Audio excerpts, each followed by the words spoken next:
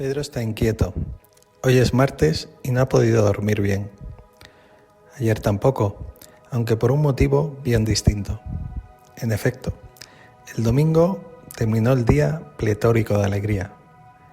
Jesús había sido aclamado por multitudes en Jerusalén, la ciudad santa. Jesús, como siempre, dijo a Pedro que se mantuviera cerca, a su lado, delante del pollino, pisando las palmas en el suelo, justo antes de que lo hiciera Jesús cabalgando, como correspondía al Mesías anunciado por los profetas. ¡Qué alegría! Después de 3 años visitando pueblo a pueblo, a veces sin tiempo ni para comer, tras haber rozado la muerte varias veces, como en aquella tormenta en el lago, o de padecer innumerables calumnias por parte de fariseos y maestros de la ley, ahora se daba cuenta de que todo había merecido la pena. Pedro creía haber cumplido su misión de llevar a Jesús al trono de Israel. Pero del domingo al martes las cosas han cambiado mucho. Ayer lunes y esta mañana, la multitud preguntaba impaciente a Jesús cuándo iba a restaurar Israel. Pero Jesús no da una respuesta concreta, solo dice que todavía no ha llegado su hora. Quienes le han visto hacer los milagros más asombrosos, ahora se separan de él. Sin hechos extraordinarios, solo los más fieles permanecen a su lado.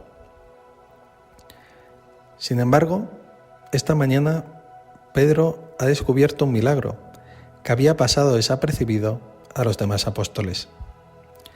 Jesús había maldecido el día anterior una higuera porque no daba fruto, y eso que no era tiempo de higos.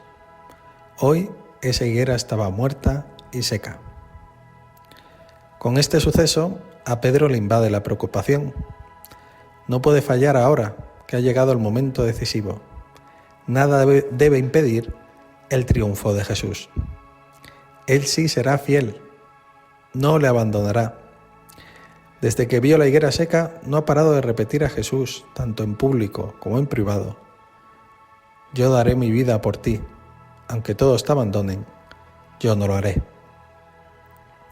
Jerusalén se convierte en un lugar peligroso. Los sumos sacerdotes llevan tiempo queriendo acabar con Jesús.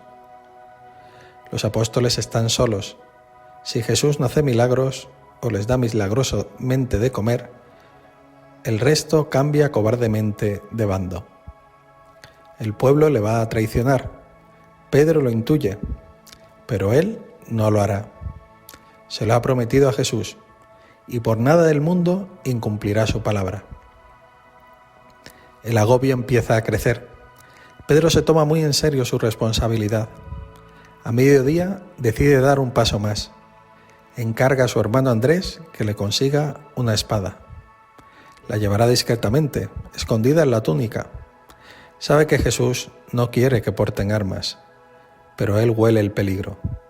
Si la guardia del templo osara venir a por Jesús, Pedro será el primero en defenderle. Por la noche, Pedro se levanta alterado varias veces en el momento de la cena. Salta nervioso a mirar por la ventana. Cualquier sonido sospechoso le acelera el corazón. Él es la roca sobre la que se va a cimentar el nuevo reino que Jesús ha prometido. No le puede defraudar.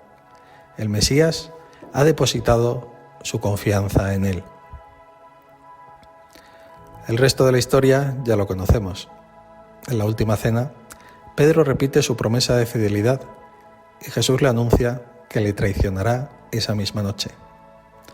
Pedro no se desanima y Jesús en el huerto de los olivos le da esperanzas diciendo: Pedro, he pedido por ti para que tu fe no se apague y cuando rectifiques, confirma en la fe a tus hermanos. Judas y los soldados agarran a Jesús. Pedro saca la espada y golpea lateralmente el casco del soldado, cortándole una oreja. Jesús le ordena parar y se entrega voluntariamente. Entonces Pedro no sabe qué hacer Al principio obedece y se encamina a casa, pero poco después da media vuelta corriendo hasta llegar a las puertas del Sanedrín. Los soldados no lo dejan entrar y se queda fuera esperando. En cuanto salgan, se abalanzará para rescatar a Jesús, aunque le cueste la vida. Fuera, unos curiosos le preguntan qué hace allí esperando. Uno de ellos le reconoce. Él es quien caminaba junto a Jesús al entrar en Jerusalén. Pedro lo niega, no quiere problemas antes de que Jesús salga. Poco después, esa misma persona vuelve con otros que también le reconocen. ¿Ves? Este es el Galileo que siempre estaba a su lado. Pedro se asusta y lo niega 2 veces más, jurando que no conoce al Maestro. Lo dice con tanto convencimiento que le dejan en paz. Cuando Jesús sale del Sanedrín con golpes en la cara y la mirada triste, Pedro cae en la cuenta de lo que ha hecho. Ha negado 3 veces conocer a Jesús. Se derrumba y llora amargamente al escuchar en ese instante el canto del gallo. Pero este no es el final de la historia. Jesús resucitado vuelve a confiar en Pedro y le pregunta 3 veces si le ama para que 3 veces pueda borrar la culpa de su traición. Pedro cumple su misión, dará la cara 1 y 1000 veces por Jesucristo hasta morir crucificado en Roma, en la colina del Vaticano. Pero esta valentía y fidelidad de Pedro se fue gestando antes. También aquel martes santo, en el que Pedro prometió no despegarse nunca de Jesús al ver la higuera seca. Todo paso que damos al frente nos acerca más al Señor. Cuando escalas una montaña y tras varias horas de subida tienes un resbalón, puedes retroceder unos metros, pero no vuelves al inicio. Sigues en lo alto, gracias a lo que habías avanzado antes. Lo mismo sucede en nuestra fe. Todo movimiento en la buena dirección nos asegura más fidelidad en el futuro. Por eso, esta Semana Santa, no pienses que todo será igual cuando termine. Todos los actos de amor a Jesús, las promesas que le vas a hacer al contemplar su amor apasionado por nosotros, fortalecerán tu amor por Él.